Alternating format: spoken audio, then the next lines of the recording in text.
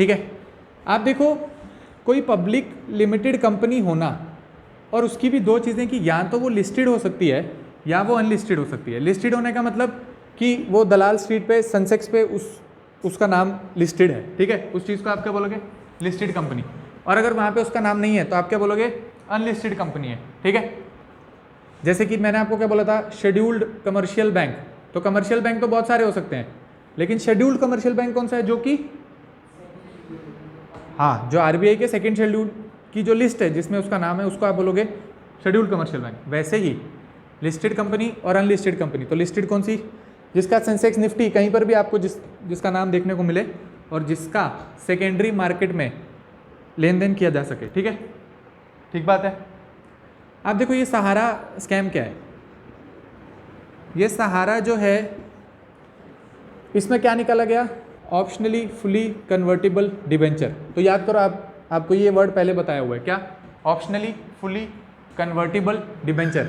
मतलब आपको ऑप्शन दिया गया है कि आप अपना डिबेंचर मतलब बॉन्ड को फुली कन्वर्ट करवा सकते हो, किसमें, शेयर में, है ना, optionally fully convertible debenture OFCD। तो यहाँ पे सहारा स्कैम में क्या किया गया, सहारा स्कैम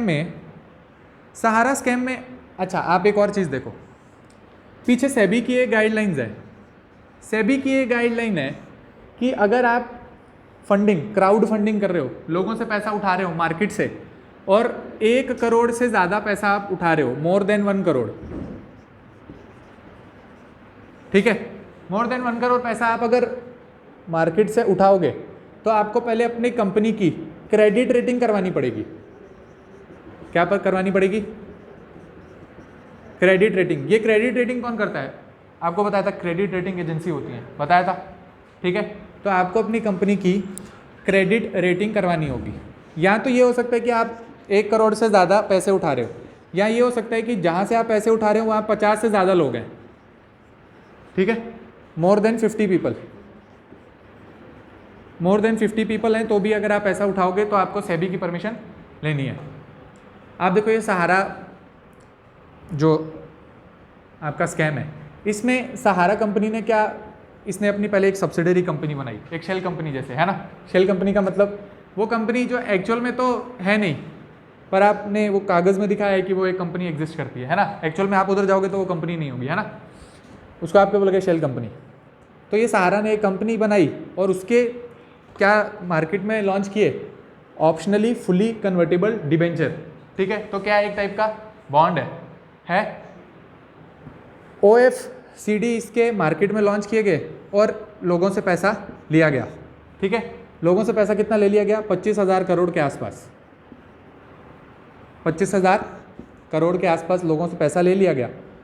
और आप देखो फिर उसके बाद इसने ये सारा पैसा किसी और शेयर वगैरह में इन्वेस्ट किया, क्योंकि तभी तो ये पैसा दे पाएगा ना लोगों को वापस। लोगों को बोला कि आप हमारी ये स्कीम है सारा, इसमें आप इन्वेस्ट करो, आप हमारी ये OFCD खरीदो, फिर हम आपको इतना रेट ऑफ इंटरेस्ट वगैरह देंगे, वो इस डिबेंचर में लिखा होगा, ठीक है। वहाँ से इसने इतना पैसा इकट्ठा किया। थोड़ी देर के बाद सेबी और बाकी लोगों की नज़र इस चीज़ पे गई और उन्होंने बोला कि आपको, या आप अपनी OFCD वाली जो स्कीम है इसको बंद करो और लोगों को पैसा वापस करो, ठीक है।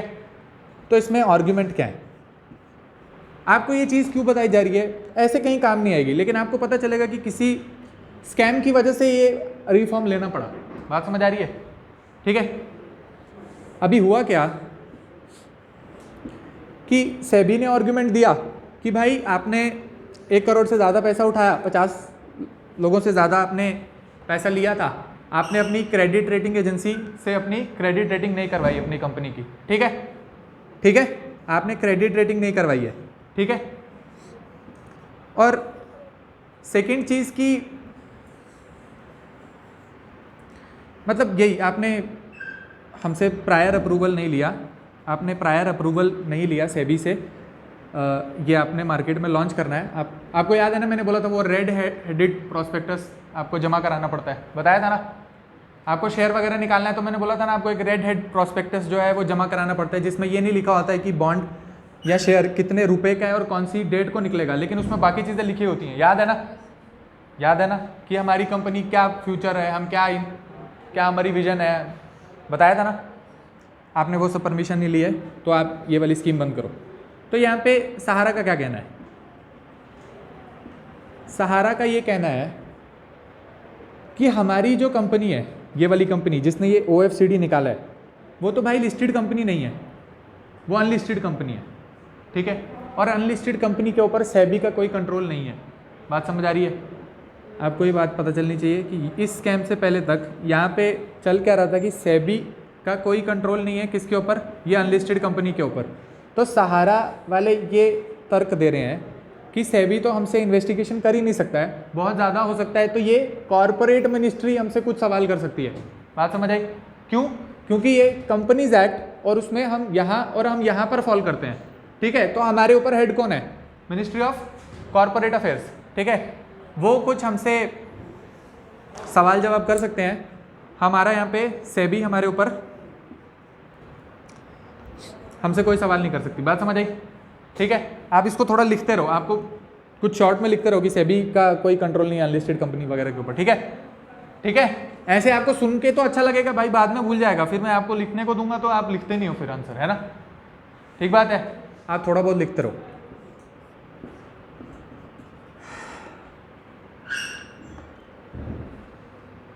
फिर आप देखो इसके बाद क्या किया गया, ये जो केस है वो हाई कोर्ट में गया।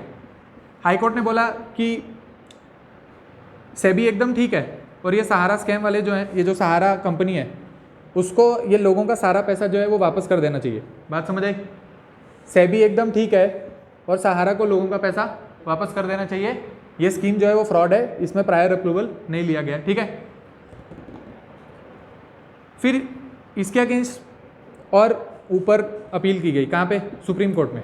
तो सुप्रीम कोर्ट ने भी बोला कि भाई आप सारा गलत है, सेबी एकदम ठीक है, आप ये सारा पैसा जो है वो वापस करो, ठीक है।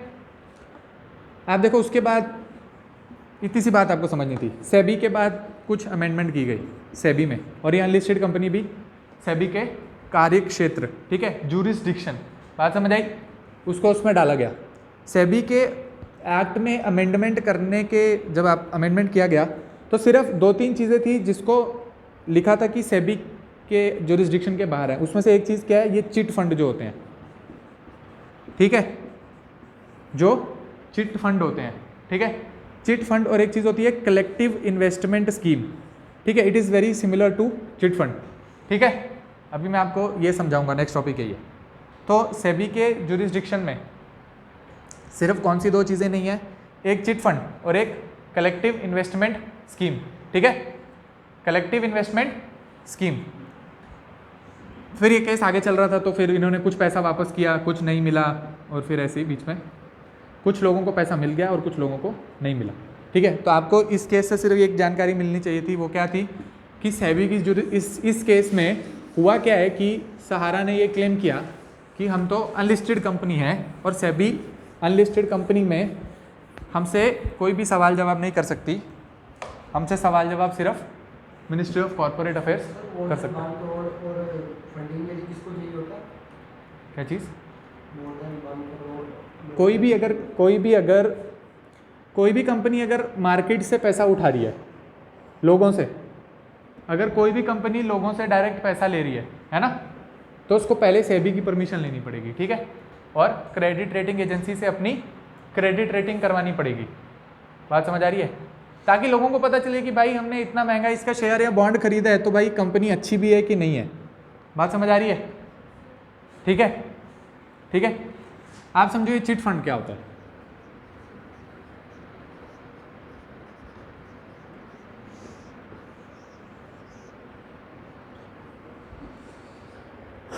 आप देखो गांव में लोग बोलते हैं हमारी वो कमेटी डल गई, हमारी कमेटी निकलने वाली है ना, आपने सुना होगा, सुना है ना, वही चिट फंड है, ठीक है। क्या है वो? Chit fund. चिट फंड में क्या होता है? चिट फंड में ये बक्सा, और यहाँ पे मानो 1 2 3 4 5 लोग, है ना, 5 लोग मानो ये बोलेंगे कि हम 2 महीने के लिए चिट फंड चलाएंगे, मानो 2 महीने, ठीक है, 2 मंथ के लिए हम ये चिट फंड चलाएंगे और हर बंदा इसमें 10,000 रुपये डालेगा, ठीक है, हर बंदा इसमें 10,000 रुपये डालेगा। तो इसने भी 10,000 रुपये डाला, इसने भी 10,000 रुपये डाला, इसने भी 10,000 रुपये डाला, इसने भी 10,000 रुपये डाला और इसने भी 10,000 रुपये डाला, तो इस बक्से में कितने पैसे आ गए, कितने हो गए, 1 2 3 4 5, 50,000 हो गया, हो गया। अभी इस बक्से में 50,000 रुपये हो गया, तो ये तो 1 मंथ का है ना, ये तो 1 मंथ का है। फिर इन्होंने बोला कि हम तो ये 2 मंथ के लिए खेलेंगे ये वाला गेम, तो नेक्स्ट मंथ भी फिर ऐसा ही चलेगा, ठीक है। लेकिन हर मंथ के साइकिल में जब आप पैसे डालते हो तो उसको आपको वापस से डिस्ट्रीब्यूट करना होता है ना, ठीक है, ठीक है, बात समझ आ रही है। एक बक्सा और उसमें सबने कुछ पैसे डाले, किसने, मैंने भी 10,000 रुपये डाला, यहाँ किसी और ने भी, यहाँ पे भी, यहाँ पे भी, यहाँ पे सबने 10,000 रुपये डाला। इस बक्से में 50,000 रुपया, एक बंदा होगा जो इसको रेगुलेट करेगा, ठीक है, आप उसको कुछ पैसा दोगे, ठीक बात है। अब ये चिट फंड कैसे चलता है, आपको बस इतना से जानना है, जो लोएस्ट बिडर होता है उसको पैसा मिलता है, ठीक है, बात समझो, जो सबसे लो बिड करेगा उसको पैसा मिलता है, ठीक है। कैसे, मानो इस बक्से में 50,000 रुपये हैं, मैं बिड कर रहा हूँ कि मेरे को आप दे दो 49,000 रुपये इसमें से, ठीक है, कोई और बिड कर रहा है मुझे 45,000 दो, कोई और बिड कर रहा है मुझे 43,000 दो, कोई बोल रहा है मुझे 44,000 दो, और कोई बोल रहा है मुझे 40,000 रुपये दो। अब बताओ इसका फ़ायदा क्या होता है। फ़ायदा ये है कि मैंने डाले तो 10,000 थे, लेकिन उस टाइम मुझे ज़रूरत थी और मेरी निकल गई तो मुझे 40,000 मिल गए। बात समझ आ रही है, बात समझ आ रही है। चिट फंड कैसे काम करता है, मैंने तो 10,000 रुपये डाला था, ठीक है, लेकिन मिल कितने गए मुझे, 40,000। और होता क्या, जिसको एक बार फिर मिल जाए फिर उसको अगली बार नहीं मिलती है। बात समझ आ गई, ठीक है। कोई रॉकेट साइंस नहीं, आपको बस ऐसे थोड़ा सा समझना है। अपने के लिए कोई आपको पूछ ले चिट फंड क्या है, तो मतलब आपको थोड़ी सी जानकारी होनी चाहिए, ठीक है, कि लोएस्ट बिड वाला जो होता है, जो लोएस्ट बिडर होता है, जो लोएस्ट बिडर होगा, एक तो उसको मिलेगी, और एक जो जिसको एक बार मिल गई है उसको नेक्स्ट टाइम नहीं मिलेगा।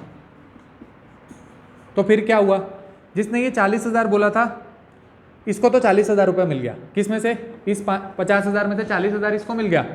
मानो ये जो इसको चला रहा था उसकी फीस रखी थी 5,000 रुपया, ठीक है, तो बक्से में कितना बचा, 45,000। बात समझ आ रही है, मानो बक्से में कितना बचा, 45,000। अभी इसको कितना मिल गया, 40,000, बैलेंस कितना बचा, 5,000। तो 5,000 इनमें इक्वली डिस्ट्रीब्यूट होगा, सबको 1,000 रुपये मिल जाएगा। बात समझ आएगी, ठीक है। फिर नेक्स्ट मंथ फिर से ये सेम गेम चलेगी, सब 10,000 रुपये चलेंगे, पहले इसको नहीं मिलेगा, अब किसी और को मिलेगा। बात समझ आई, ठीक है, बस ठीक है, इतना ही है चिट फंड।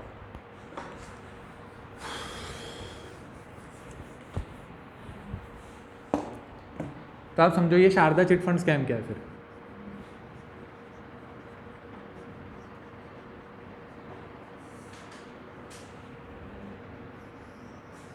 ये शारदा चिट फंड स्कैम कहाँ हुआ, वेस्ट बंगाल में।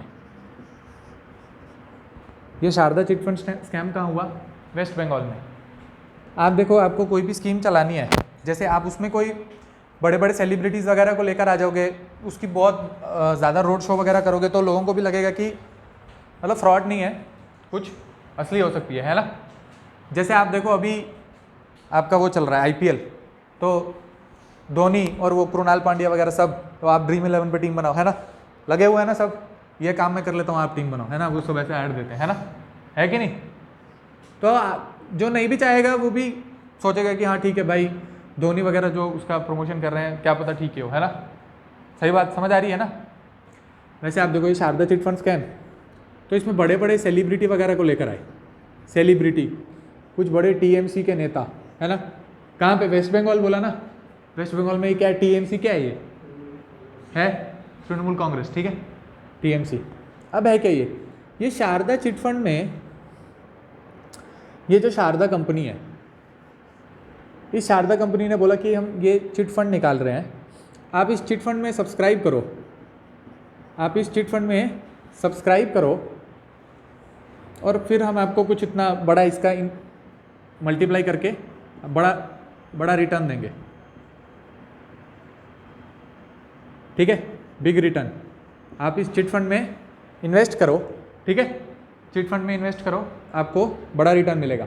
आप देखो, अभी जो आपको एग्जांपल बताई उसमें तो 3-4 लोग, 5 लोग, या मोहल्ले में आंटियाँ खेलती हैं तो कितना हो जाएगा, 15 आंटियाँ, 20 आंटियाँ, है ना, 15-20 आंटियाँ मोहल्ले वगैरह में ये चिट फंड हमारी कमेटी निकल गई। आप देखो ये वाला चिट फंड, इसमें तो lakh lakhs and lakhs of people, उन सब ने ये चिट फंड सब्सक्राइब कर लिया, ठीक है। अभी उन सब ने ये चिट फंड सब्सक्राइब कर लिया,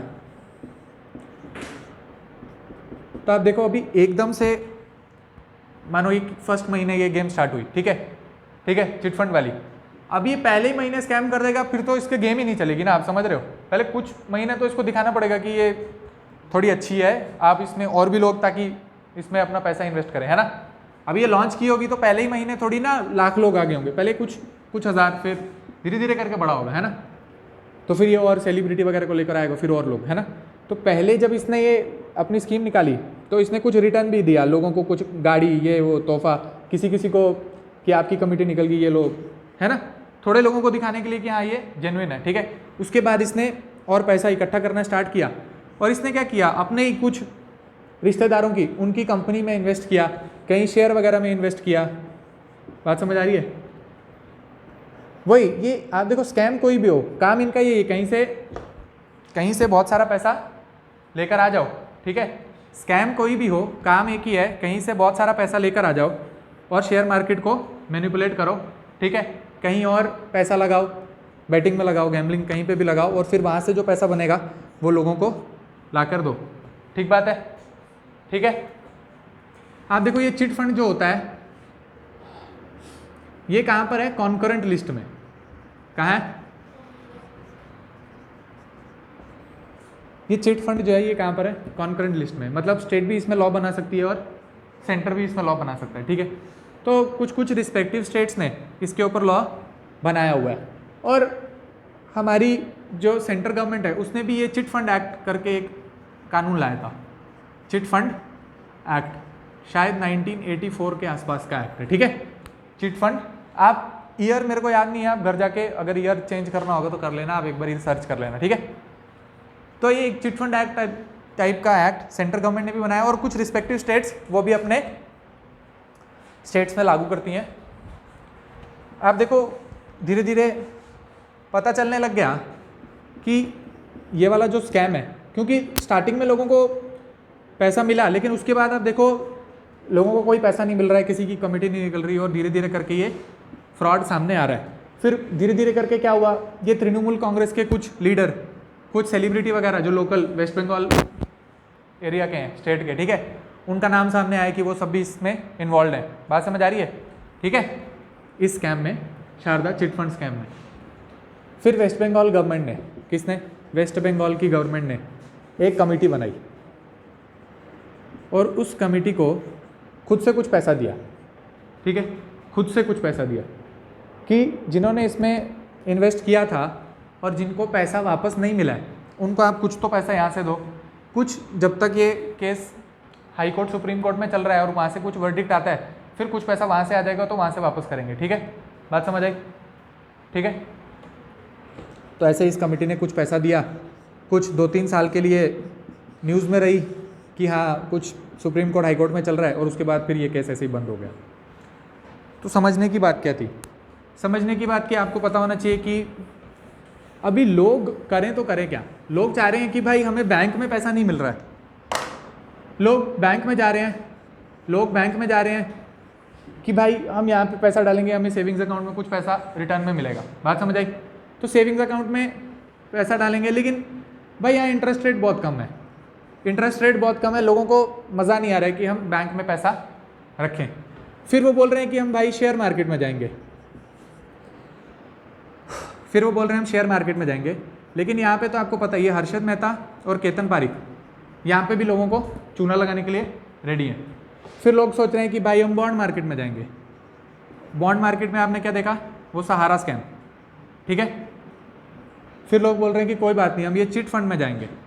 और यहाँ पे आपने क्या देखा, शारदा स्कैम, ठीक है। तो आप देखो लोगों के दिमाग में इसीलिए बहुत ज़्यादा, एक इतने सारे स्कैम होने के बाद लोगों के दिमाग में ये रहता है कि भाई हम कहाँ जाएं, कहाँ इन्वेस्ट करें। इसीलिए लोग म्यूचुअल फंड में भी इन्वेस्ट नहीं करते हैं, और लोग सोचते हैं कि हाँ ये इसमें तो स्कैम हो जाता है इतना सारा, ठीक है। ठीक बात है कि यहाँ पे तो ये स्कैम हो जाते हैं, हमें यहाँ पे इन्वेस्ट करना चाहिए नहीं करना चाहिए। इस लोगों में थोड़ी एक डर की भावना आ गई इन सब स्कैम्स के बाद, ठीक है। रिफॉर्म क्या लिए गए, सेबी को कुछ टूथ दिए गए, आप ऐसे लिखते हो ना कि टूथलेस टाइगर है ना, मतलब उसके पास कुछ पावर नहीं है ना। तो सेबी को इसमें तो नहीं दिया गया, चिट फंड में नहीं, बाकी जगह मैं आपको बताया ना। अभी पूरे का देखोगे तो मैंने बताया ना, पूरे में तो सेबी को आपको मैंने बताया ना, रेड मार सकती है, बाकी कंपनियों के साथ मिल सकती है, सीबीआई वगैरह के साथ अरेस्ट कर सकती है, प्रॉपर्टी सीज कर सकती है, वो सब बताया था ना।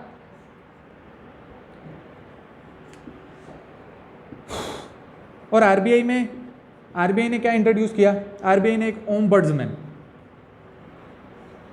आरबीआई का ओम्बड्समैन सिस्टम लागू किया। ठीक है, ये ओम्बड्समैन सिस्टम क्या है, आपने ऐड देखी होगी आजकल, एक आरबीआई की ऐड भी आती है टीवी में, है ना, है ना। एक आरबीआई की ऐड आती है कि आपका कुछ स्कैम हो गया तो आप सीधे आरबीआई की साइट पे जाओ और उधर आरबीआई के ओम्बड्समैन को आप रिक्वेस्ट करो और फिर वो आपको कुछ बताएगा कि एक मंथ में आपकी ये कंप्लेंट जो है उसका हम आपको सॉल्यूशन भेजेंगे या जो भी सारी चीज़ें हैं। ठीक है, तो आरबीआई क्या लेकर आई, ओम्बड्समैन, और सेबी को भी कुछ, सेबी में भी जो रिफॉर्म हुए वो मैंने आपको बताए। बताओ क्या क्या चीज़, हाँ ओम्बड्समैन मतलब लोकपाल, वही।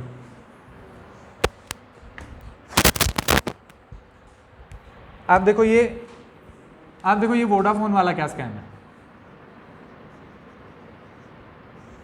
आप ये वोडाफोन वाला स्कैम समझ जाओगे तो आपको ये केन इंडिया एनर्जी स्कैम चल रहा है कभी लेटेस्ट।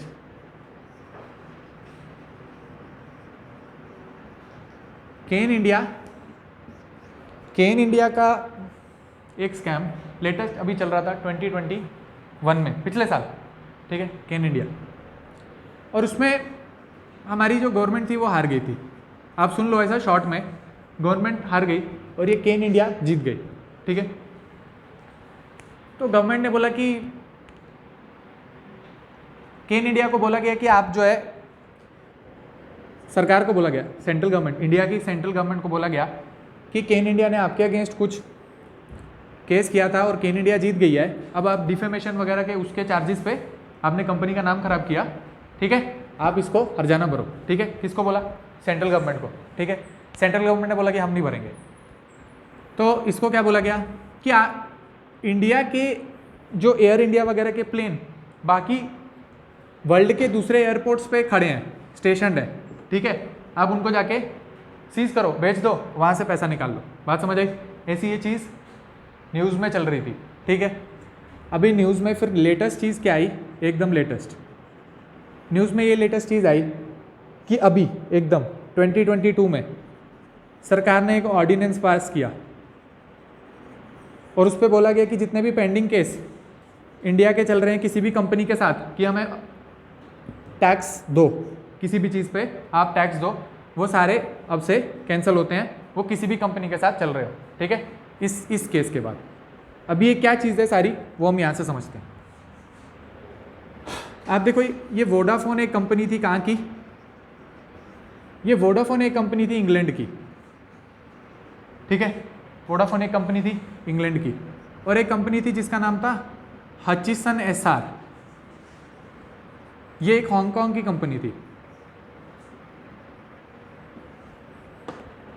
ठीक है, एक कंपनी थी जिसका नाम था वोडाफोन, वो कहाँ की थी, इंग्लैंड की। एक कंपनी थी जिसका नाम था हचिसन एसआर, जो कि कहाँ की थी, हांगकांग की थी।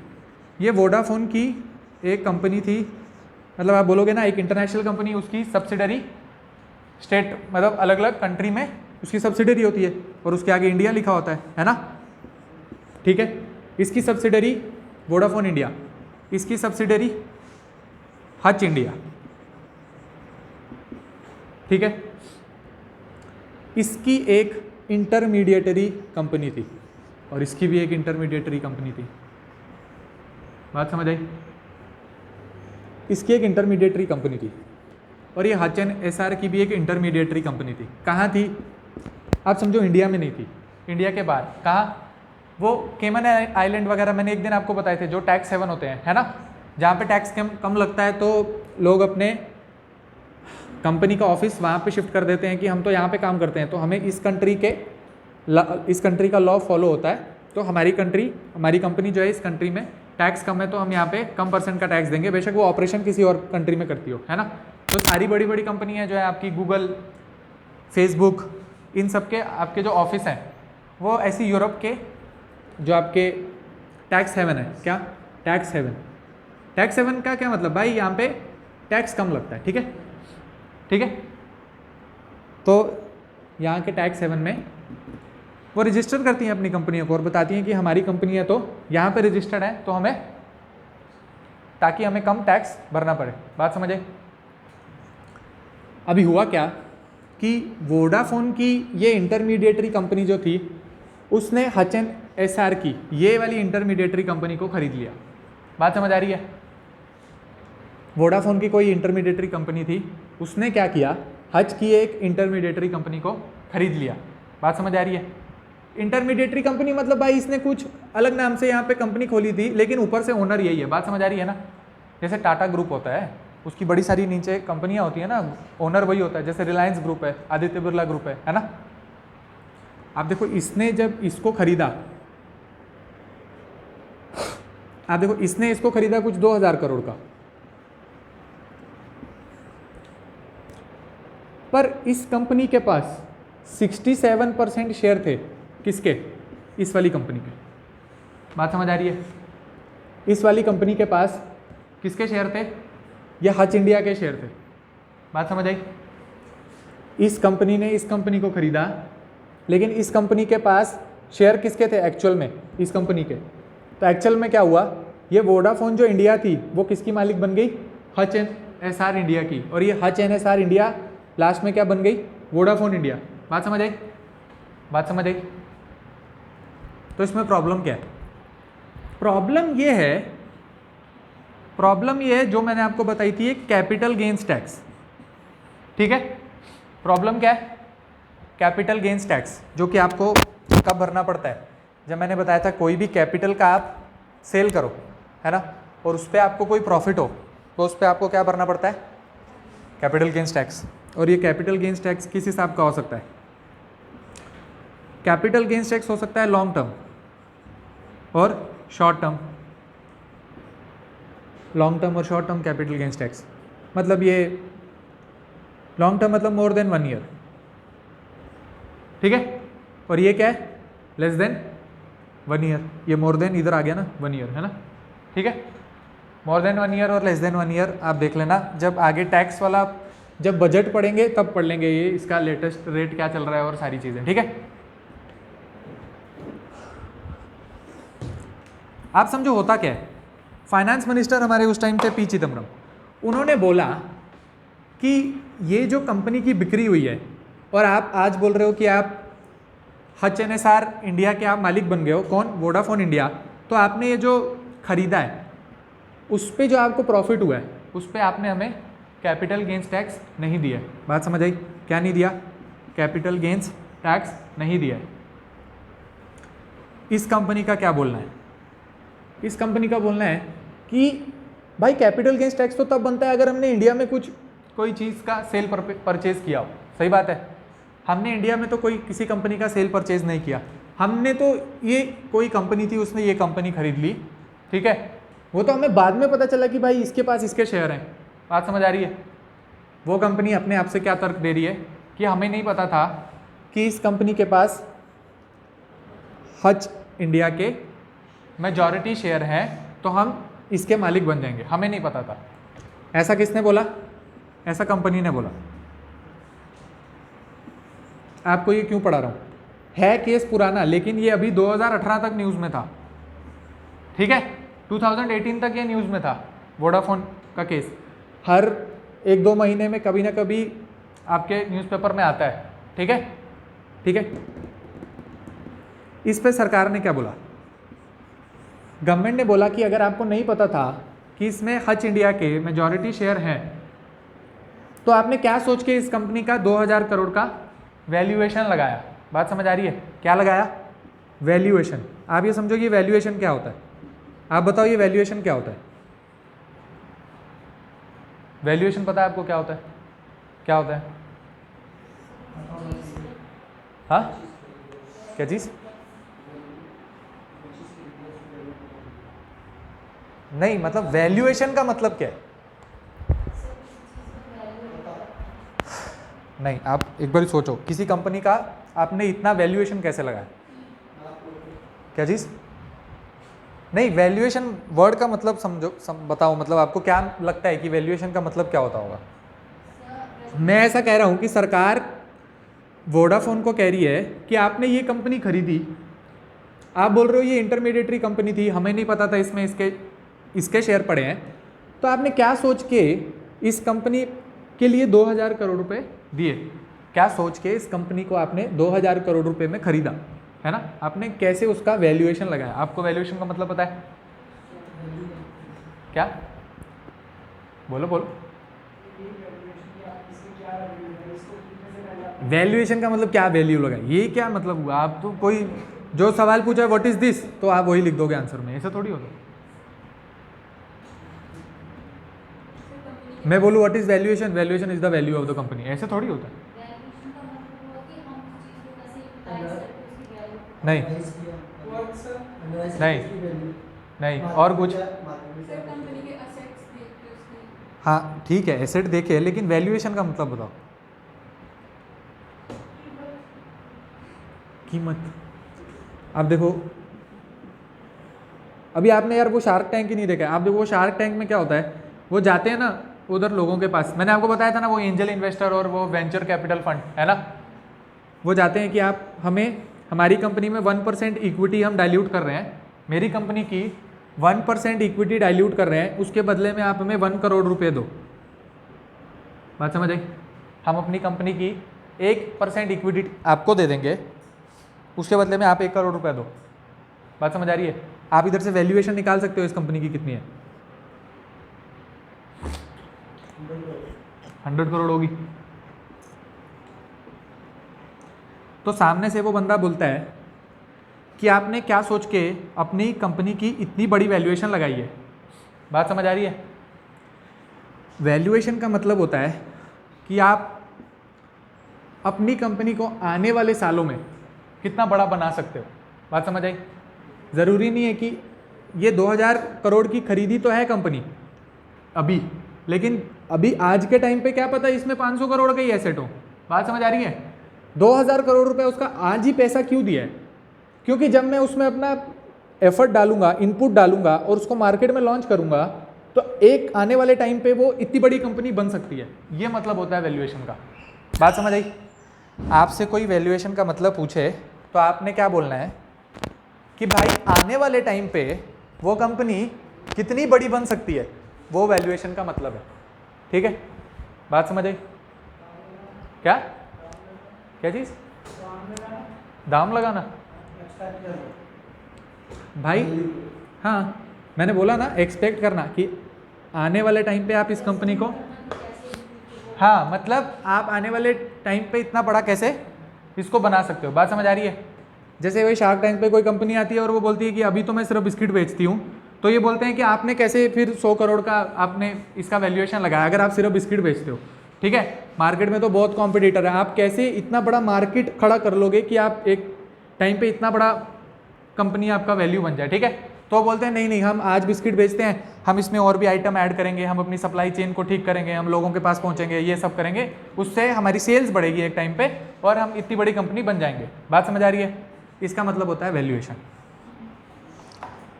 तो सरकार ने ये बोला कि अगर आपको नहीं पता था कि इसमें ये है तो आपने इतना ज़्यादा वैल्यूएशन कैसे लगाया। ठीक है, ये सरकार का तर्क था। अब फिर ये केस जो है वो निकल के गया हाई कोर्ट में। ऐसे ही होता है ना, सबसे पहले क्या होता है, अगर कोई भी केस चल रहा हो तो कहाँ जाता है, कोई एक एपिलिएट ट्रिब्यूनल होता है उसका, है ना। ठीक है, जैसे सेबी का कोई केस है तो वो कहाँ जाता है, SAT, ठीक है, सिक्योरिटीज एंड एपिलिएट ट्राइब्यूनल, ठीक है, सैट में जाता है। ठीक है, security and exchange board of India है ना, सेबी। अभी वहाँ पे सेबी किसी के साथ कुछ कर रही है और उनको अपील करनी है तो सीधा थोड़ी ना हाई कोर्ट में चले जाते हैं, है ना। कहाँ जाते हैं, पहले सैट में जाते हैं, किसी एपिलिएट ट्राइब्यूनल में, जैसे कि सिक्योरिटीज एपिलिएट ट्राइब्यूनल। वैसे ये केस पहले किसी एपिलिएट ट्राइब्यूनल में गया होगा, उसमें इसका जो वर्डिक्ट आया वो आया कंपनी के फेवर में। आगे चल के ये केस गया हाई कोर्ट में, फिर किसके फेवर में आया, कंपनी के फेवर में। आगे चल के ये केस गया सुप्रीम कोर्ट में, फिर किसके फेवर में आया, कंपनी के फेवर में। कंपनी के फेवर में का क्या मतलब है कि सरकार जो है, जो इस कंपनी से पैसा मांग रही है वो गलत चीज़ है, और कंपनी को पैसा नहीं देना चाहिए। लेकिन उसके अगेंस्ट सरकार करती क्या है, सरकार जाती है पार्लियामेंट में और वहाँ बोलती है देखो भाई ये कंपनियाँ ऐसे इंडिया में कर रही हैं, मल्टीनेशनल कंपनियाँ, और हमें इतने इतने करोड़ का नुकसान हो रहा है। अगर मानो 2000 करोड़ की कोई डील हुई है और 10% उस टाइम कैपिटल गेन्स टैक्स लग रहा था, तो सरकार के खाते में कितने पैसे आ सकते थे? अरे निकाल लो ना इसका 10%, है ना, 200 करोड़ हो गया, ठीक है। तो उनका मानना है कि अगर 10% भी अगर सरकार को मिलता CGST से, मतलब ये CGT से, तो हमें हमारे राजकीय कोष जो होता है, ठीक है, बात समझ आ रही है, गवर्नमेंट का जो फंड है उसमें इतने करोड़ का नुकसान हुआ क्योंकि हमें यहाँ से इन कंपनियों में हमें कैपिटल गेन्स टैक्स नहीं दिया, ठीक है। आप समझो ये सुप्रीम कोर्ट वगैरह तो फिर ये सरकार का साथ क्यों नहीं दे रही है इस केस में? आप समझो कि एक कोई कंपनी जो होती है उसके ऊपर पहले ही बहुत सारे टैक्स लगते हैं। कैसे? आप देखो, अभी तो आप देखोगे तो आप बोलोगे कि भाई उस पर CGST लगता है, उसमें SGST लगता है, ठीक है, फिर इंटरस्टेट होता है तो IGST, है ना, इंटरस्टेट करते हो तो IGST लगता है, CGST लगता है, SGST लगता है, अलग से कॉरपोरेशन टैक्स लगता है, अलग से कॉरपोरेशन टैक्स लगता है। उस पर बड़ी कंपनियां जो होती हैं वो अलग से सेस प्लस सरचार्ज भरती हैं, सही बात है। आप इधर देखो, मतलब आप नॉर्मली देखो, अगर कोई कंपनी जो जिसमें आप मानो कि ये सब नहीं लग रहा है, कोई कंपनी कुछ बना रही है तो उस पर क्या लगता था, जैसे पहले एक्साइज ड्यूटी, है ना, एक्साइज ड्यूटी लगती थी, फिर आप उसको बेचने के लिए निकलते थे तो ये ऐसे सेल्स टैक्स लगता था, फिर उस पर अलग अलग टाइप की कस्टम ड्यूटी लगती थी, अगर वो बाहर से कोई सामान खरीद के मंगवा रही है, ठीक है, तो उसके रॉ मटेरियल वगैरह पे कस्टम ड्यूटी लगती थी, ठीक है, फिर वो मार्केट में बेचने के लिए निकला तो उस पर अलग से वैट लगता था, ठीक बात है। फिर आप देखो वहीं पे वही कॉरपोरेशन टैक्स तो ये भर ही रहे हैं और ये बहुत ज़्यादा होता है, ठीक है, 25% के आसपास ये कॉरपोरेशन टैक्स था उस समय, ठीक है, अभी तो कम हो गया और लेटेस्ट बजट में कितना है वो मैं आपको बताऊंगा, 18% के आसपास इसको कर दिया, ठीक है, जितना मैट होता है मिनिमम ऑल्टरनेट टैक्स, ठीक है, उसके आसपास इसको कर दिया गया है ये, और प्लस वही सेस सरचार्ज जो आपको पता है, ठीक है। तो कंपनी को कहना है कि भाई हम पहले ही इतनी सारी चीज़ों में आपको इतना पैसा पहले ही दे देते हैं, आप बोल रहे हो कि हम आपको और पैसा दें। तो सरकार ने एक्चुअल में किया क्या था, सरकार ने एक एक्ट पास किया था। सरकार ने क्या किया, एक एक्ट पास किया, उस एक्ट में क्या बोला कि आप हमें रेट्रोस्पेक्टिव टैक्स दो। बात समझ आ रही है? सरकार ने एक्ट पास किया कि हमें आप रेट्रोस्पेक्टिव टैक्स दो। हमेशा आपने देखा है कि कभी भी इंडिया में कुछ होता है, कोई भी केस हो, तो उसी टाइम साथ साथ पार्लियामेंट कोई एक्ट पास कर देती है ना, सही बात है। आपने पॉलिटी पढ़ी है, पॉलिटी नहीं पढ़ी आपने पॉलिटी नहीं पढ़ी, पॉलिटी पढ़ी है ना। आपने ये वाला केस पढ़ा है कभी, चंपकम दोहरे रंजन केस? आपने कभी ये एक्ट पढ़ा है, मतलब ये केस पढ़ा है 1951 चंपकम दोहरे रंजन केस? पढ़ा है कभी? नहीं पढ़ा? चलो छोड़ो। आप समझो कि कभी भी कुछ होता है, आप ऐसे नॉर्मल ले लो, आपने वो वाला केस पढ़ा है शाहबानू केस? शाहबानू केस पता है आपको? ठीक बात, शाहबानू केस, उसमें क्या हुआ कि सुप्रीम कोर्ट ने बोला कि भाई आपको भी वो जैसे हिंदू मैरिज एक्ट में जैसे बाकी लोगों को मेंटेनेंस फ़ी मिलती है, वैसे अब से मुस्लिम वुमेन को भी ये मेंटेनेंस फ़ी मिला करेगी, है ना। पहले क्या होता था, वो मेहर की रकम मिलती थी और उसके बाद जब उसका वो ख़त्म हो जाता था और फिर उसके बाद पैसे नहीं मिलते थे, है ना। तो सुप्रीम कोर्ट ने बोला कि आपको भी मेंटेनेंस फ़ी मिलेगी, और इसको नलीफाई करने के लिए सरकार ने कौन सा एक्ट लेकर आई? एक एक्ट था जिसका नाम था मुस्लिम वुमेन कुछ ऐसा था, रिफॉर्म एंड प्रोटेक्शन अगेंस्ट कुछ ऐसा था, ठीक है, एक्ट। तो आप देखोगे कभी भी सुप्रीम कोर्ट कोई ऑर्डर देती है, उसको नलीफाई करने के लिए हमेशा सरकार कोई ना कोई एक्ट लेकर आती है ना। आप पॉलिटी में भी पढ़ोगे, को सरकार बोलेगी कि ये जुडिशियल रिव्यू हम इन सब पे कर सकते हैं, तो सरकार नया अमेंडमेंट कर देगी, 23 24th अमेंडमेंट, है ना। बात समझ आ रही है? ठीक बात है। अभी मैं आप मेरा तो पॉलिटिकल साइंस ऑप्शनल है, मैं तो बता सकता हूँ, पर आपको ही नहीं समझ आ रहा तो अभी आपको यही नहीं पता, फिर मैं अभी बड़ा बड़ा नाम लूंगा तो आपको फायदा नहीं कोई, है ना। ठीक है, मतलब मेरा कहने का मतलब सुप्रीम कोर्ट कुछ भी बोले तो सरकार यहाँ पे ऑर्डर लेकर आती है। यहाँ पे सरकार कौन सा एक्ट लेकर आई कि हम इन कंपनियों से टैक्स मांग सकते हैं, वो भी रेट्रोस्पेक्टिव, मतलब पुरानी डेट से, है ना। रेट्रोस्पेक्टिव का मतलब क्या होता है? किसी पुरानी डेट से, ठीक है। मतलब अगर आज 2012 चल रही है और इस कंपनी का कुछ पैसा बकाया है, आपके हिसाब से इस कंपनी को आपको 2005 से कुछ पैसा देना चाहिए था, तो आज 2012 चल रही है, तो आप रेट्रोस्पेक्टिव जो है बोल सकते हो कि 2005 से 2012 तक का हमें टैक्स भी दो, उस पर इंटरेस्ट भी दो और सब कुछ दो, ठीक है। ये एक्ट सरकार लेकर आई थी। बात समझ आ रही है? क्या आप कंपनियों से रेट्रोस्पेक्टिव टैक्स वसूल कर सकते हो। इसीलिए ये केस जो है वो हाई कोर्ट सुप्रीम कोर्ट में गया था।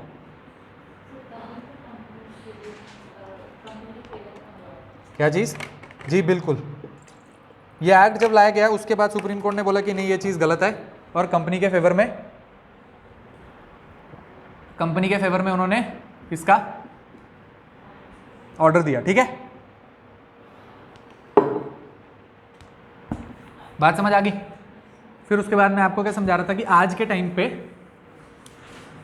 फिर से ये केन इंडिया वाला इशू हुआ, और उसमें भी सरकार ये केन इंडिया से कुछ पैसे मांग रही थी, और फिर से हमारी इंडिया की सरकार जो है वो हार गई। और फिर अभी सरकार ने नया ऑर्डिनेंस लाया जिसमें सरकार ने बोला कि जो भी पुराने हमने केस किसी भी कंपनी के साथ चल रहे हैं वो हम कैंसिल कर रहे हैं, और पीस है सबके बीच में, ठीक है। हम कोई पैसा किसी से नहीं मांग रहे, आप आराम से यहाँ पे आके बिजनेस करो। बात समझ आ रही है? क्योंकि एक तरफ आप बोलोगे मेक इन इंडिया, और एक तरफ आप बोलोगे मेक इन इंडिया, फिर आप बोलोगे क्या बोलते हो वो, ईज ऑफ डूइंग बिजनेस, है ना। ठीक बात है। एक तरफ आप बोलोगे मेक इन इंडिया, इंडिया में आओ बनाओ, ईज ऑफ डूइंग बिजनेस, आप यहाँ पर आकर काम करो, और आप यहाँ पे आके फिर उनसे इतना टैक्स मांगोगे, ये सारी चीज़ें, तो एक गलत छवि बनती है। बात समझ आ रही है? ठीक है। तो इसलिए सरकार ने इन गुड फेथ पुराने सारे केस जो थे वो कैंसिल कर दिए। तो हमने क्या पढ़ लिया? सारा स्कैम पढ़ लिया, ये शारदा चिट फंड स्कैम पढ़ लिया, ये वोडाफोन स्कैम पढ़ लिया। अब हम पढ़ते हैं नोकिया SEZ क्या चीज़ है। आप एक चीज़ और देखो कि एक चीज़ होती है नोकिया, ये नोकिया का स्कैम नहीं बोल सकते, नोकिया से रिलेटेड कोई चीज़ है, लेकिन आप समझो कि क्या चीज़ है। एक चीज़ होती है ये रॉयल्टी,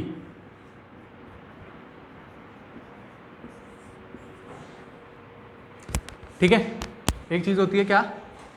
रॉयल्टी। क्या होता है? कोई कंपनी है, ठीक है, उसने कुछ प्रोड्यूस किया वगैरह, जैसे कोई गुड्स एंड सर्विसेज, ठीक है, उसका डिज़ाइन वगैरह, है ना। तो जैसे कोई कंपनी है, उसके कोई शेयर होल्डर हैं, कंपनी कुछ काम करती है, कुछ बेचती है, तो शेयर होल्डर्स को डिविडेंड मिलता है, और जिसकी कंपनी है बंदा, उसका तो मेजॉरिटी शेयर है ना, उसको तो कंपनी तो उसकी है ही, प्लस उसका मेजॉरिटी शेयर तो उसको भी डिविडेंड मिलता है ना। एक पैसा तो कंपनी के पास वहाँ से आ रहा है। एक चीज़ क्या होती है जिसको आप बोलते हो रॉयल्टी, है ना। रॉयल्टी मतलब हमने ये डिज़ाइन मार्केट में निकाला है, और जैसे कोई और भी कॉपी करना चाह रहा है, पर आपको एक रॉयल्टी इस कंपनी को देनी पड़ेगी क्योंकि ओरिजिनल डिज़ाइन इस कंपनी का था। आप क्या बोलोगे? रॉयल्टी। जैसे क्या होता है, आप देखो आपकी जियो फाइबर है, ठीक है, या फिर जियो का 4G नेटवर्क है। मानो जियो ने अपना 4G नेटवर्क सारी जगह फैला दिया है, और जियो ने अपना फाइबर भी फैला दिया है, ठीक है, और एयरटेल चाह रहा है कि हम भी ये अपना 4G और ये यहाँ पे अपना एयरटेल फाइबर लगाएं। तो इंस्टेड ऑफ वो भी अब फिर से नए गड्ढे खोदें और अपना फाइबर लेकर आएँ, वो एग्जिस्टिंग कि आप जियो वालों से आप ही हमें अपने यहाँ से कुछ दे दो, और फिर जियो वाले उनसे कुछ रॉयल्टी ले लेंगे क्योंकि एक्चुअल में उनका है। बात समझ आई? बात समझ आ रही है? ठीक है। ऐसे ही क्या होता है, मानो कोई बाहर की कंपनी है, जैसे ये नोकिया, ठीक है, ठीक है, नोकिया कोई बाहर की कंपनी है, और यहाँ पे है इसकी सब्सिडरी कंपनी नोकिया इंडिया, ठीक है, और ये नोकिया इंडिया मानो इसका कोई चेन्नई में प्लांट है, चेन्नई में इसका कोई प्लांट है, कहाँ पे? SEZ में। SEZ आपको पता है, special economic zone. Special economic zone का काम क्या होता है? कि देखो एक तो यहाँ पे कंपनियों को अट्रैक्ट करके बुलाया जाता है SEZ में, क्यों? क्योंकि यहाँ पे आपको चलो बिजली फ्री, टैक्स कम लेंगे, ये सारी चीज़ें, ठीक है, ताकि लोग वहाँ पे आके मैन्युफैक्चर करें। प्लस SEZ का काम क्या होता है, यहाँ पे मेजॉरिटी जो चीज़ बनती है वो एक्सपोर्ट होने के लिए बनाई जाती है, ठीक है, ठीक है, यहाँ पे मेजॉरिटी जो चीज़ बनती है वो एक्सपोर्ट करने के हिसाब से दिमाग में ये होता है कि उसको एक्सपोर्ट करेंगे। बात समझ आई? आप देखो नोकिया इंडिया चेन्नई में कुछ बना रही है किसी SEZ में, और अगर वो इंडिया में बेच रही है, ठीक है, तो ये जो नोकिया इंडिया को इससे पैसा मिल रहा है, इस नोकिया इंडिया को कुछ पैसा रॉयल्टी में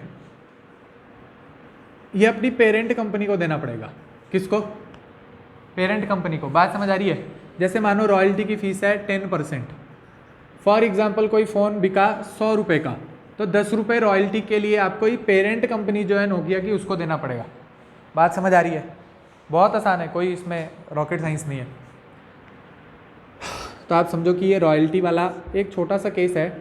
केस भी कुछ नहीं है, आपको सिर्फ समझाने के लिए कि रॉयल्टी कहीं आप पढ़ लो तो उसका मतलब क्या होता है, ठीक है। मतलब क्या होता है कि कोई पेरेंट कंपनी अपनी किसी सब्सिडरी कंपनी के लिए, या फिर किसी का ओरिजिनल थॉट जो किसी ने किसी और को दे दिया, उससे जो आप कुछ फ़ी लेते हो उसको आप बोलते हो रॉयल्टी। बात समझ आई?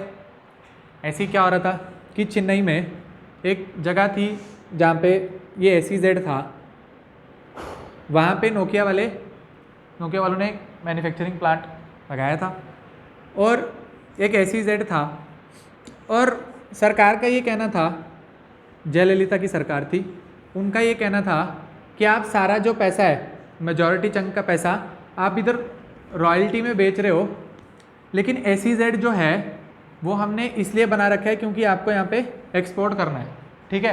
आप इसमें से कुछ माल जो है वो हमारे लोकल मार्केट में बेच रहे हो, और उस पर वैट लगता है, और वो वैट आप हमें डिपॉजिट नहीं करवा रहे हो, आप कुछ स्कैम दिखा रहे हो कि हमने तो एक्सपोर्ट कर दिया है और हम अपना पैसा रॉयल्टी में पेरेंट कंपनी को दे रहे हैं, ठीक है, लेकिन आपने उसमें से कुछ पीस यहाँ लोकल मार्केट में बेचे हैं। बात समझ आ रही है? और उस पर जो वैट लगता था वो आपने नहीं दिया है। बात समझ आ रही है? क्या इसका कहने का मतलब क्या है? मानो SEZ में कोई कंपनी है तो उसको कुछ रियायत मिल रही है ना, ठीक है, आपने उसका गलत फ़ायदा उठाया, बस आप ऐसे आराम से समझो, ठीक है, आपने उसका गलत फ़ायदा उठाया। उसका काम ये था कि आपने यहाँ जो बन रहा है वो एक्सपोर्ट हो, लेकिन आपने लोकल मार्केट में उसको बेच दिया, हमें आपने यहाँ पे वैट का पैसा नहीं दिया, और आप यहाँ पे रॉयल्टी देने में भी ज़रूरत से ज़्यादा रॉयल्टी यहाँ से निकाल के अपनी पेरेंट कंपनी को दे रहे, ठीक है। तो आपको बस ये समझना है यहाँ से क्या कुछ नोकिया वोकिया कोई कुछ नहीं पूछ रहा, आपको समझना क्या है SEZ क्या होता था, आपको समझना क्या है यहाँ वैट में कुछ धांधली की जा सकती है, आपको क्या समझना है ये रॉयल्टी क्या चीज़ होती है। बात समझ आ गई?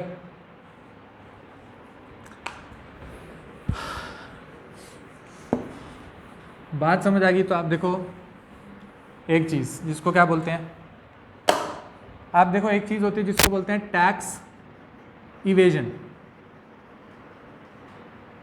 एक चीज़ होती है जिसको बोलते हैं टैक्स अवॉइडेंस। आप ये दोनों वर्ड जो हैं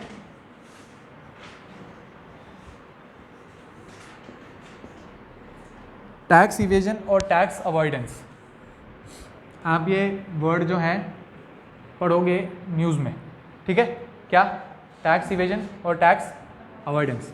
टैक्स इवेजन का मतलब क्या है कि आपने टैक्स इवेड कर दिया, ठीक है, आपको भरना चाहिए था, आपने नहीं भरा, और उससे आपने क्या, जो पैसा आपके पास वो है वो क्या है, ब्लैक मनी, ठीक है। और टैक्स अवॉइडेंस का मतलब क्या है?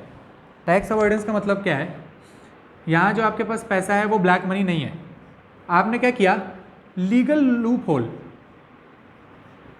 आपने लीगल लूप होल्स का सहारा लिया और टैक्स नहीं भरा है, ठीक है, तो उसको आप ब्लैक मनी नहीं बोलोगे, ठीक है।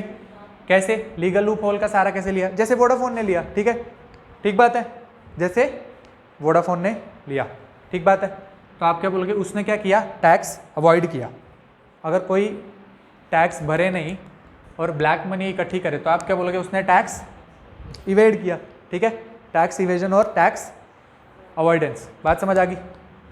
Tax evasion, tax avoidance.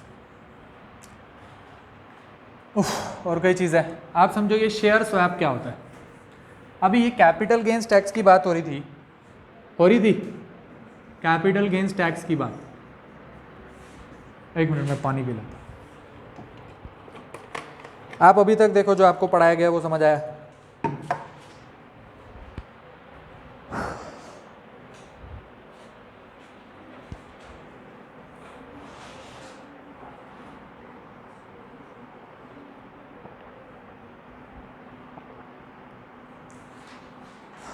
क्या हुआ?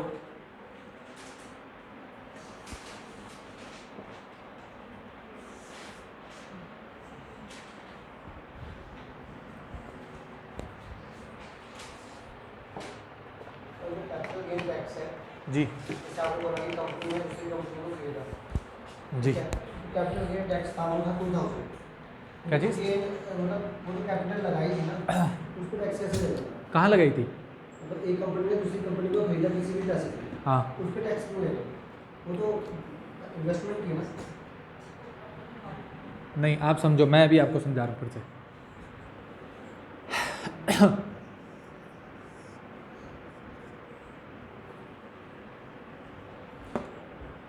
आप देखो, मैं एक बंदा हूँ ए और ये कोई बंदा है बी, ठीक है? एक्चुअल में क्या होना चाहिए? एक्चुअल में होना चाहिए कि मैंने यहाँ से कोई घर खरीदा मैंने कोई घर खरीदा मानो 1 करोड़ रुपए का, ठीक है? ठीक है, मानो मैंने कोई घर खरीदा 1 करोड़ रुपए का, या मानो मैंने ये उल्टा केस बताता हूँ, रुको। मानो मेरे पास कोई घर था और मैंने घर बेच दिया,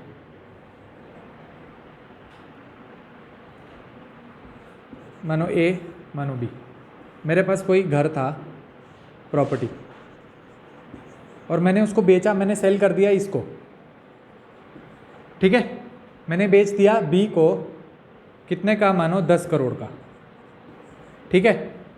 तो एक्चुअल में क्या होना चाहिए? मानो 10% कैपिटल गेन्स टैक्स लग रहा है, ठीक है?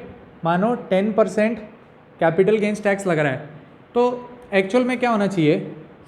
एक्चुअल में होना चाहिए कि इसी बंदे को, एक्चुअल में क्या होना चाहिए? इस बंदे को 10% ऑफ 10 करोड़ यहाँ पे निकाल के पहले ही सरकार में जमा कर देना चाहिए, और जो बाकी बचा वो इसको पैसा देना चाहिए। बात समझ आ रही है? इसको आप क्या बोलते हो? Tax deduction at source, TDS, ठीक है? ठीक है, बात समझो।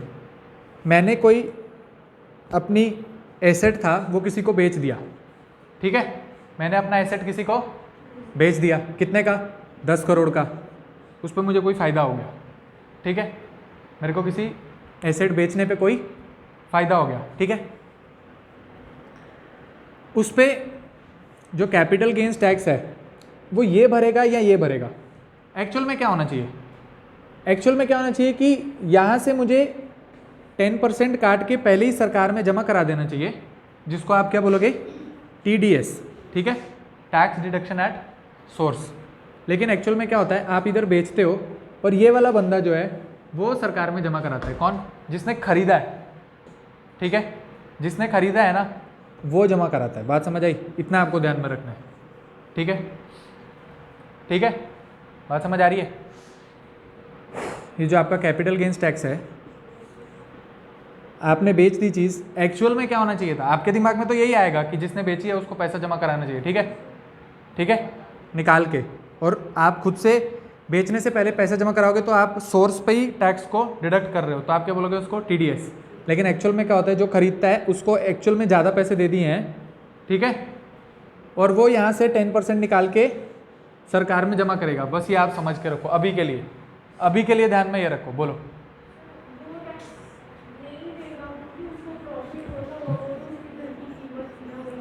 किसको? इसको?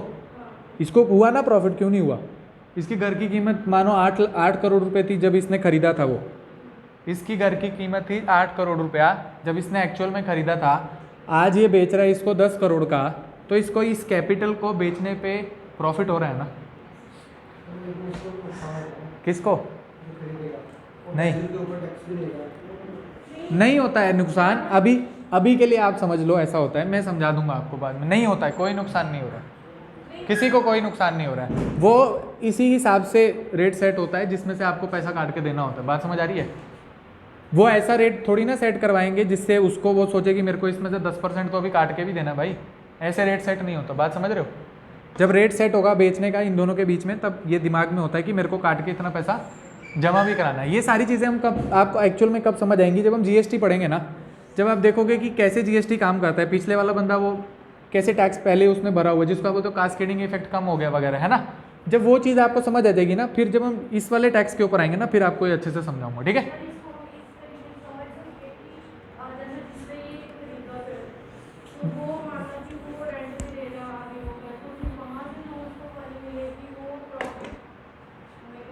कैसे भी समझ लो आप, जिसने भी खरीदा है उसको भी अगली बारी वो किसी और को बेचेगा तो उसको देना पड़ेगा, है ना। बात समझ आ रही है, ठीक है। आप समझो ये शेयर स्वैप, तो ये क्या चीज़ है, मैं ये शेयर स्वैप क्या बता रहा हूँ। आप देखो ये शेयर स्वैप का मतलब क्या है। मानो कि टाटा की कोई कंपनी है, टाटा की कोई कंपनी है, मानो टाटा पावर, मानो टाटा की कोई कंपनी है टाटा पावर, यहाँ पे टाटा की कोई कंपनी है टाटा स्टील,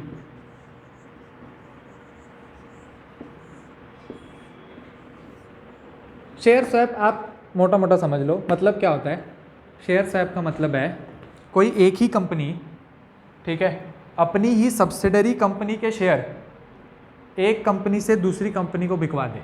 बात समझ आ रही है। शेयर स्वैप का मतलब क्या है, कहीं पे आप शेयर स्वैप पढ़ो तो आपको क्या समझना है, जैसे एक कोई बड़ी कंपनी है, ठीक है, जिसकी बहुत सारी सब्सिडरी कंपनीज हैं, मानो टाटा पावर और टाटा स्टील, और ये टाटा क्या करे, अपने टाटा स्टील के शेयर इस टाटा पावर को बिकवा दे, लेकिन किस पे, कम दाम पे।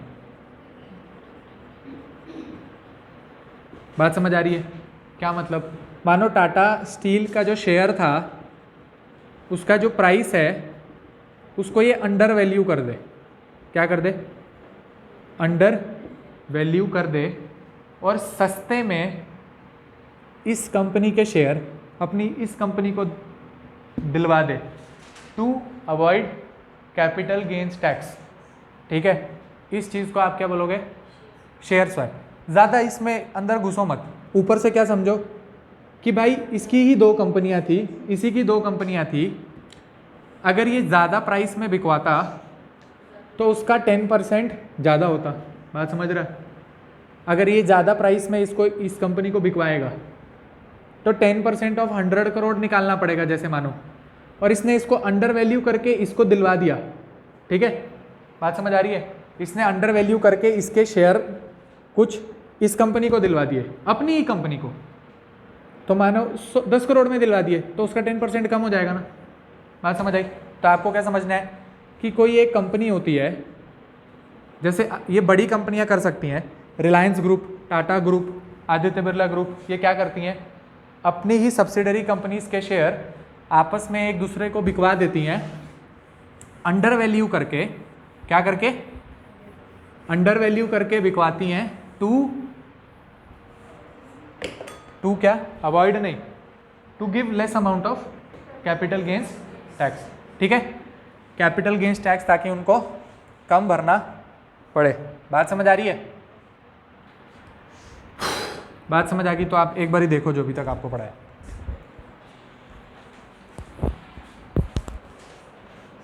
एक बार ही आप देखो जो आपको अभी तक पढ़ा है। TDS, tax deduction at source. TDS का मतलब है टैक्स डिडक्शन एट सोर्स। कोई एक पर्सन और दो पर्सन है, इसने इसको कुछ बेच दिया, अगर ये जाके टैक्स भरता है, अगर ये जाके टैक्स भरता है तो आप बोलोगे ये तो नॉर्मल टैक्स हो गया। और अगर ये इसको कुछ बेच रहा है लेकिन बेचने से पहले ही कुछ उसमें से निकाल के पहले ही गवर्नमेंट को भर रहा है, तो आप क्या बोलोगे, इसने ये टैक्स जो है सोर्स पे ही, ये सोर्स हुआ ना, ये सोर्स है, इसने सोर्स पे ही टैक्स को डिडक्ट करा के पहले ही सरकार में जमा करा दिया। आप बोलोगे टीडीएस कट गया। इसका बेनिफिट क्या है? इसका बेनिफिट होता है इनकम टैक्स रिटर्न में। इनकम टैक्स रिटर्न जैसे क्या होता है, मानो आपकी 35,000 रुपये सैलरी है, ठीक है, और आप मानो किसी भी टैक्स लैब में नहीं आते हो, ठीक है, मानो आप किसी टैक्स लैब में नहीं आते, लेकिन मानो आपका TDS कटता है कितना 2000 रुपया, तो आपको इसको क्लेम करना पड़ता है। तो आप इनकम टैक्स की साइट पे जाते हो, आप उधर लिखते हो TDS क्लेम, आपका पहले ये कट जाता है, ठीक है। आपकी सैलरी जब आपको मिलती है तब आपको 35,000 नहीं, आपको 33,000 मिलती है। आप क्या बोलते हो मेरा 2000 रुपया TDS कट गया, फिर आप जाके इनकम टैक्स कंपनी काट के देती है। क्यों? कंपनी ने आपको पैसा देना है ना, तो TDS कंपनी सोर्स पे ही काट लेगी ना। बात समझ आई? ठीक है ना? अरे वही तो समझा रहा हूँ ना, अभी समझो तो सही। नहीं बनता है, क्या नहीं बनता है आपका इनकम टैक्स नहीं बनता है, लेकिन आपका TDS काटा गया है ताकि आप इनकम टैक्स की साइट पर जाकर रजिस्टर कराओ और फिर आप TDS क्लेम करो, ताकि आपके वो सारा पैन कार्ड आधार कार्ड की इंफॉर्मेशन उसके अंदर आ जाए और फिर आपके 2000 आपको इस रूट से मिले, ताकि आगे चल के आपकी स्लैब वगैरह इंक्रीज होगी तो आप ये वो अवॉइड नहीं कर पाओ टैक्स भरना। बात समझ आ रही है? बात समझ आ रही है? किसी चीज़ में भी मतलब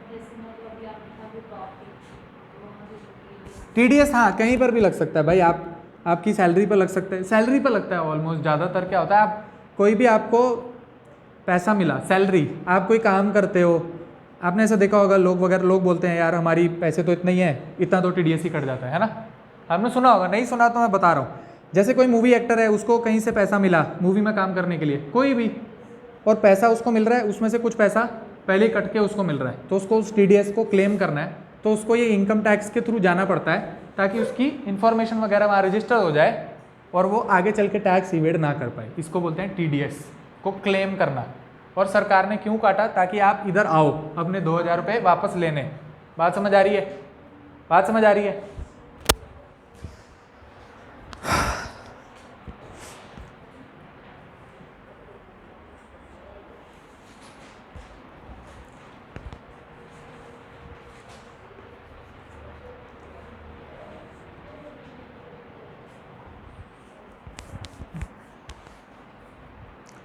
ठीक है ना?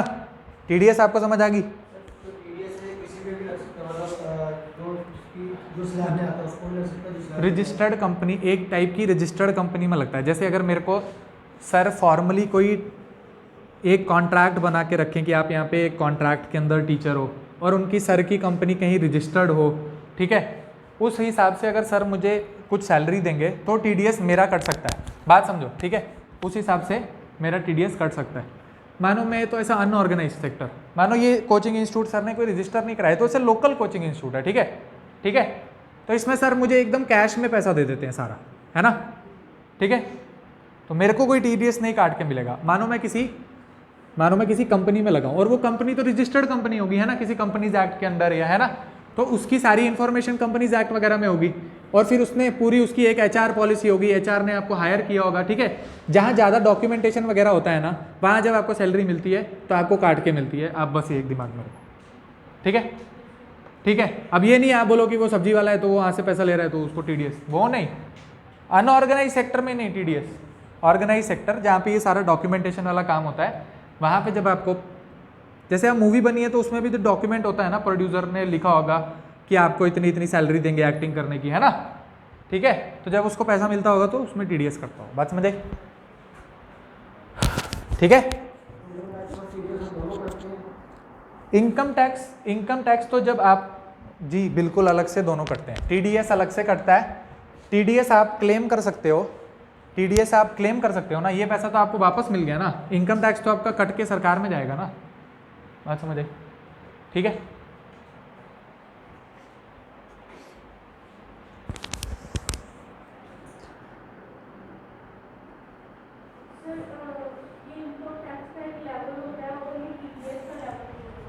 क्या?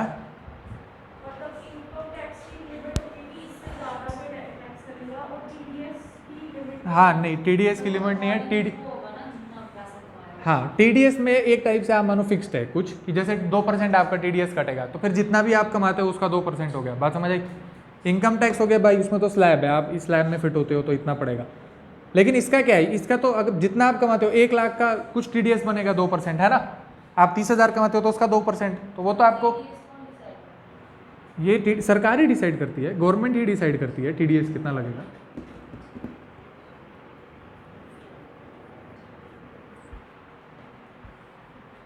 ठीक बात है। TDS कौन डिसाइड कर सकता है भाई? एक सोवरेन कंट्री में सारे टैक्स वगैरह कौन डिसाइड करता है? पार्लियामेंट, है ना? पार्लियामेंट करती है डिसाइड। आप देखो आज के लिए इतना ठीक है, लेकिन आप समझो हमें कल क्या पढ़ना है, तो आप थोड़ा सा ओवरव्यू लेके जाओ हमें कल क्या पढ़ना है। यहाँ क्या लिखा है? ये BOP,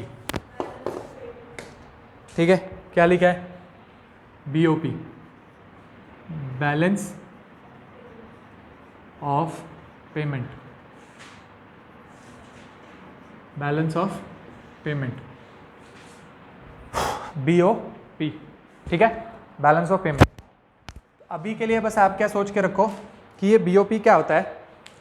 BOP क्या है? ट्रांजैक्शन का रिकॉर्ड, ठीक है? बैलेंस ऑफ पेमेंट क्या है? रिकॉर्ड। आप डेफिनेशन लिख लो, balance of payment is the record of transaction. BOP is the